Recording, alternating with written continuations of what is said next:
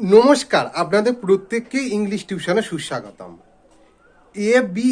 Able এই ইংরেজি শব্দটা পার্টস অফ স্পিচগতভাবে অ্যাডজেক্টিভ অর্থাৎ বিশেষণ।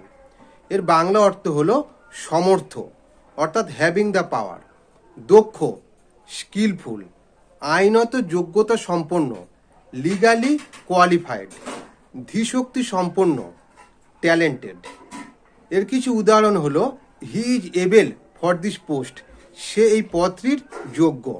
এর আর একটা উদাহরণ হলো he is able to do the work, সে এই কাজটা করতে সমর্থ।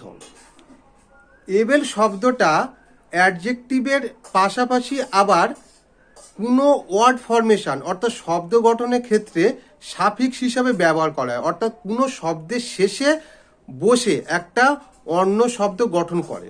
যেমন অ্যাকসেপ্ট মানে গ্রহণ করা, অ্যাকসেপ্টেবল মানে গ্রহণযোগ্য। দেখো অ্যাকসেপ্টের পরে এবেল শব্দটা যুক্ত হয়ে এখানে শব্দের অর্থ একটা আলাদা অর্থ তৈরি করেছে।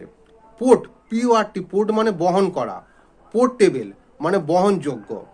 এগুলো সাফিক্স হিসাবে ব্যবহার করা হয়েছে। ধন্যবাদ।